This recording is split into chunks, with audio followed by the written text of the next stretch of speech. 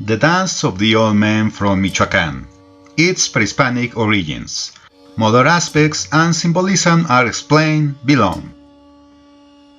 This video is dedicated to Mario Ivan Martinez, who welcomed me in Morelia on the past Day of the Dead.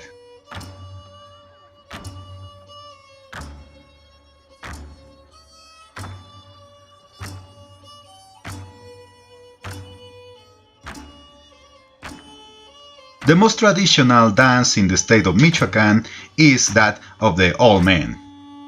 It is easily identifiable as the dancers wear masks of old men, ponchos, hats, and special shoes for tapping. This dance, like many others today, is the result of syncretism, both ancient and recent. But let's break it down, starting with its pre-Hispanic origins. A significant part of present-day Michoacan was dominated by the Purepecha people before the arrival of the Spanish. In those times, like all pre-Hispanic cultures, they sought to please their deities to provide them with food. Many dances aims to fulfill agricultural functions, to attract rain and ensure good harvests. Therefore, this dance has agricultural roots. In its earliest origins, it was performed in honor of ancient deities. Hence, the masks they wore depicted an old man, representing the ancient divinity of fire, the sun, or the fire called Tata Juriata. At that time, it was performed by elderly individuals, as all these cultures held great respect for the elderly. However, not just any elderly person could perform it. Only four prominent Purepecha priests called Petamunis could interpret it. Petamuni or chief priest, justice procurer, and historian of the Purepechas. Although we don't know exactly how the ancient costume looked, elements have survived in the modern dance. It is assumed that the dance was performed by four Petamunis, each representing one of the four cardinal points, the four elements of that time, which were earth, fire, water, and air, were represented carrying the colors of corn, white, blue, yellow, and red. Additionally, they symbolize the division of the solar year into four periods of 91 days. And among these four dancers, one of them wore a mask depicting a young man. The young man symbolized the upcoming new season, while the other three, wearing masks of old men, represented the seasons that had passed. They supposedly dance at the beginning of each seasonal cycle, which we now call solstices and equinoxes. As an agricultural dance, it naturally incorporated objects related to farming, such as the staff they used. This staff is commonly used by the elderly today, symbolizing their old age. The staff also represented a symbol of hierarchy and was an instrument for planting. Among Nahua groups, this staff was called koa, used to make holes in the ground for planting seeds. Of course, this process symbolizes a sexual aspect, where the air is penetrated by the snake, akin to a phallus planting the seed to bring life to the land. However, the dance has changed over 500 years. Obviously, while this dance was still practiced, the Spanish arrived in the Purepecha dominion. With their arrival, everything was prohibited, and there's another version explaining this clash in relation to the dance. According to this version, the Spanish, seeking Purepecha wealth, violently mistreated the elders to force them to reveal the location of the riches. The elders refused, and as a result they were forced to walk on hot coals in the public square. In this context, the dance survived as a symbol of the torture inflicted by the Spanish on the Petamunis. However, the dance continued to change to survive, becoming a form of mockery directed at the Spanish. The masks became white, mocking the Iberians for hugging faster and acquiring diseases in these lands. As with many pre-Hispanic things, syncretism occurred. Hundreds of years passed, and the dance evolved again. Much of what surrounds the current dance did not actually exist more than 500 years ago. This version of the dance of the old men does not have origins as ancient as it might seem. The new version originated around the 1960s and 1970s. Initially, it emerged as a project led by Gervasio López Isidro, a native of Jarácuaro, who passed away in 1999.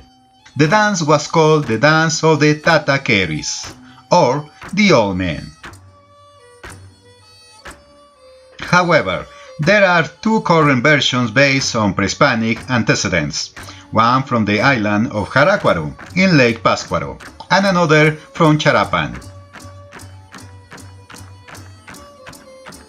Each has its own style and costume variations as seen in the images. In the case of the Jarácuaro versions, unfortunately, due to desiccation, the population is no longer on an island as seen in this map. Nevertheless, the dance was performed in honor of the old sun or fire, as mentioned earlier. The Charapa version was dedicated to the moon's Charatanga, the sun and the stars. Therefore, the Charapan version has more dancers than the Jarácuaro versions. In this version, we see a cosmic dance, where the woman represents the moon. The old men are stars, and one of them is the sun. Although the Jarácuaro version is more well known, both are reinterpretation of our time. 500 years ago, the Purepechas did not use hats, pants, shirts, or ponchos. Nor did they use string instruments like the violin, vihuela, and cello. Another interesting fact is related to the belief that the Jarácuaro dance is in the public dominion. However, this is incorrect. The dance is registered with the National Institute of Copyright in the autor, and upon the death of its creator, the rights of exploitation would pass to his heirs, requiring permission from the copyright holders for its practice, along with attribution to the original work, became a necessity. This lesson was learned the hard way by a band singer named Marco Flores and the Jerez Band. A few years ago, he used the music and attire of the Jarácuaro dance without permission for a band music video. The legal conflict resulted in the singer having to apologize and remove the song from his productions. Now, let's delve into the fusion of Hispanic cosmology with the current attire of the old men.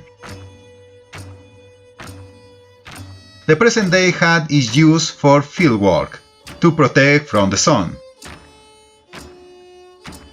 simultaneously symbolizing the sun itself. The colorful ribbons on the hat represents the sun's rays. The mask represents elders, recalling their pre-Hispanic origins, and the subsequent mockery of the Spanish with white masks. The poncho protects the elderly from the cold, and its designs represent the stars.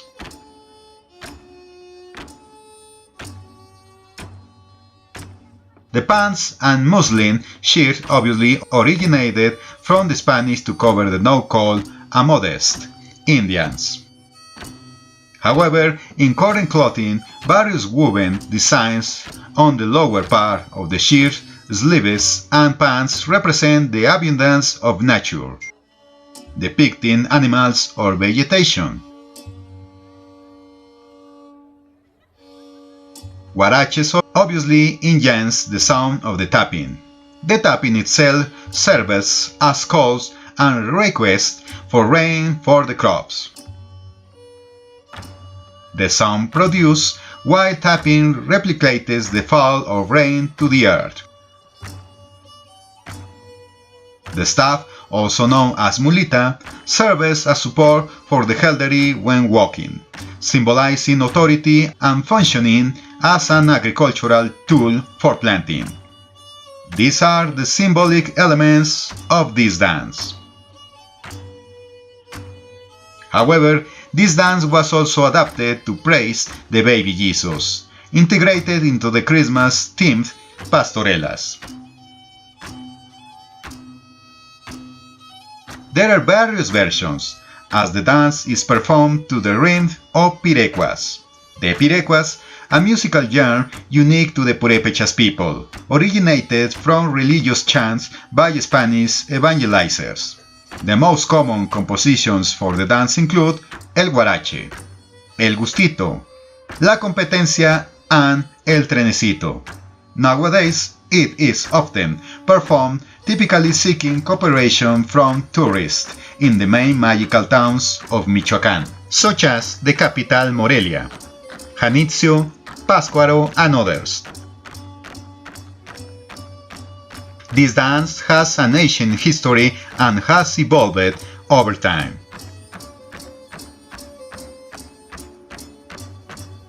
Today, it has been recognized by UNESCO as intangible cultural heritage of humanity.